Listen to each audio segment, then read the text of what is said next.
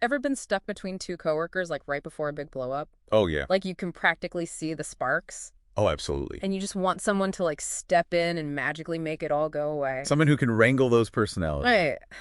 Well, that someone is a real job. They are. Labor relations officers, they're called.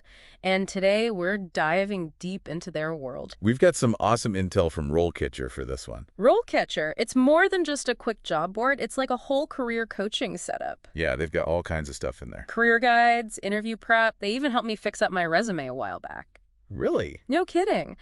But enough about me. We're here to talk labor relations officers. Let's get into it. So for anyone who doesn't spend their days in HR, what exactly ISS a labor relations officer? Okay, so in the simplest terms, they're the bridge between management and trade unions, Okay. making sure things stay fair and, relatively drama-free. So like the referees of the workplace, making sure no one's, I don't know, punching below the belt.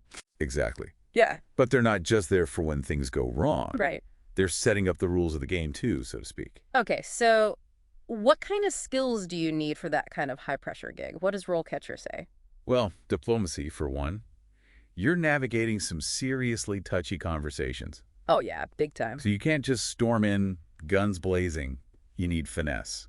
I can see that backfiring so badly. Right. And then on top of that, you need strategy. Strategy, how so? Well, RoleCatcher points out these are the folks making sure company policies are actually followed. Uh-huh. And not just like the easy ones. We're talking labor laws, constantly changing regulations. Oh, so you need to love to read the rule book. Big time.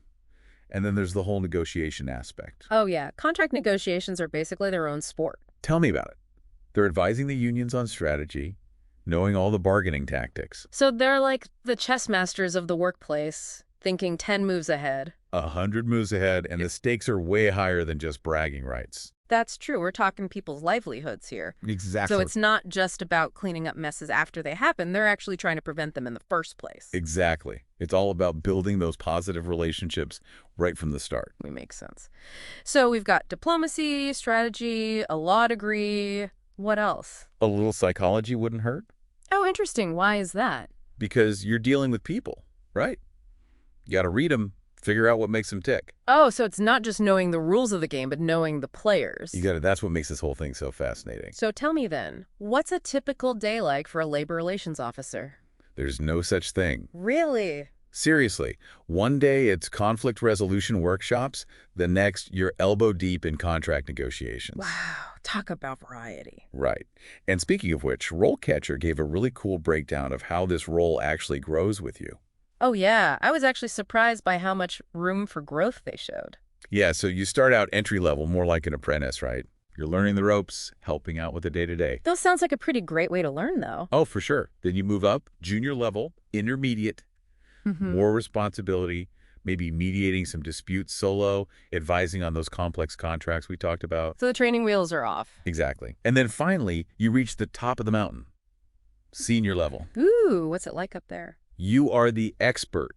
You're shaping the entire company culture, advising the top dogs, even representing the company in those high-stakes external negotiations. So basically, you've become the go-to guru for everything labor relations. Pretty much. Wow, that's impressive. Speaking of shaping the future, RoleCatcher had some really interesting points about industry trends that are really changing the game for labor relations officers. Oh, yeah, and this is where things get interesting.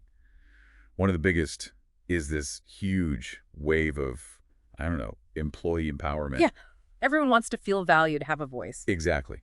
And it's not just about fluffy perks anymore. All right. It's about real change, diversity, inclusion, fair treatment. And companies are actually having to pay attention now. Oh, absolutely. With sites like Glassdoor, employees have a platform to speak their truth. And everyone can see it. Exactly. So companies can't just talk a good game. They got to walk the walk. Which is where labor relations officers come in. Right. They're the ones making sure those good intentions actually become company culture.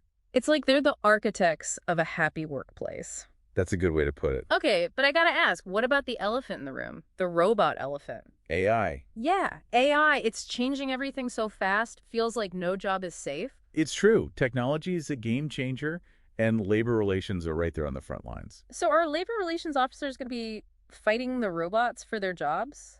It's more like they're learning to dance with them. Okay, a robot dance-off, now that I gotta see. Think about it. Companies are using AI for everything these days, screening resumes, evaluating performance. Right, it's all algorithms now. Exactly. So imagine you're an employee and your entire career hinges on some code. I'd be terrified, honestly. And for good reason, those algorithms, they don't always get it right. Oh, 100%. There can be bias, errors, things humans would catch that the robots miss. And that's where I'm guessing a human touch is still needed. Bingo.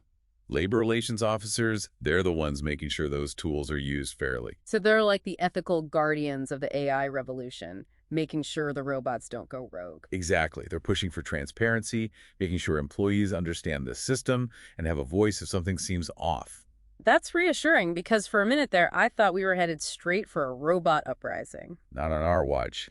But in all seriousness, this is a career that's only going to get more important as technology keeps advancing. It sounds like it. Speaking of which, RoleCatcher mentioned something pretty amazing about the job outlook for labor relations officer. Oh yeah, the numbers don't lie. They're saying a potential 8% growth in the next few years. That's what they're saying. Way faster than most other fields. Which is wild because everyone's worried about robots stealing their jobs. And yet, here we are, needing more humans than ever, especially ones who can bridge that gap between people and technology. Makes you think, maybe we should all be brushing up on our labor law. Never hurts.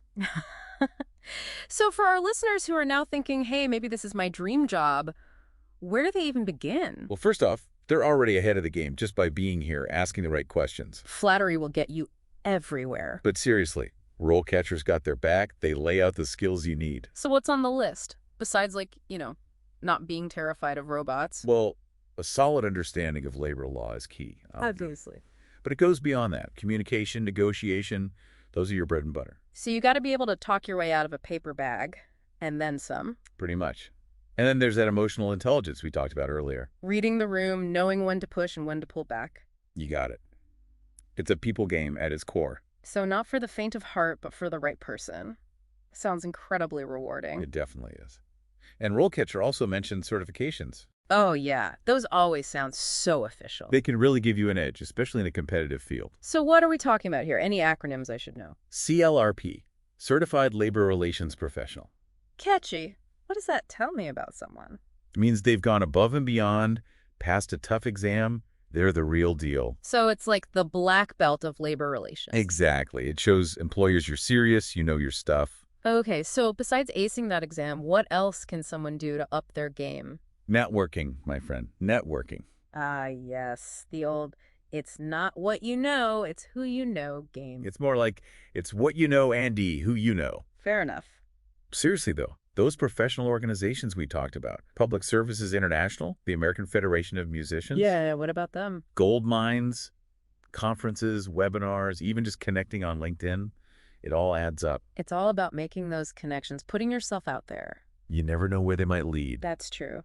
Well, we've covered a lot of ground here today. We really have. From decoding legalese to robot uprisings. It's been quite the ride. Before we wrap things up, any final thoughts, something to really get our listeners thinking? We talked a lot about how labor relations officers shape the future of work, but what about their own future? Oh, interesting. Like, what happens when the robots start demanding better working conditions? Maybe. But seriously, technology is always evolving. Technology is always evolving. It's true. We've talked about AI and hiring, but what about AI negotiating the contracts themselves? Oh, now you're talking next level stuff. Right. Like, picture it. Two robots across the table arguing over salary bands. It's a funny image, but honestly not that far off. Exactly. So where does that leave the human in the room, the labor relations officer? That's the question, isn't it? Yeah. And I actually think it makes their role even more important. Really? How so? Because even if, and that's a big if, technology gets to a point where it can handle the basics, there's still that human element, the ethics, the emotions, the stuff algorithms might miss. So it's less about being replaced by the robots and more about adapting, evolving those skills. Exactly. Maybe they're the ones helping to design more ethical AI in the first place. Oh, interesting. Or they're the ones who step in when the robots reach a stalemate, using those human insights to find a solution. So their understanding of the workplace, the human side of it, that becomes even more valuable. Exactly. Remember what RoleCatcher said about the job growth. This isn't just about filling old jobs. Right. It's about creating new ones, roles we haven't even thought of yet, bridging that gap between humans and tech. It's like we're entering a whole new world of work, and labor relations officers are leading the charge. That's a great way to put it. Well, this has been an incredible deep dive. I feel like I've learned so much. Me too. Huge thanks to RoleCatcher for the amazing insights. They really are the ultimate career sidekick. For real. And to you, dear listener, thanks for joining us on this journey into the world of labor relations. Hope you enjoyed it. Whether you're considering a career change or just curious about the future of work, we hope you found this deep dive insightful, inspiring, and maybe even a little bit mind-blowing. Until next time.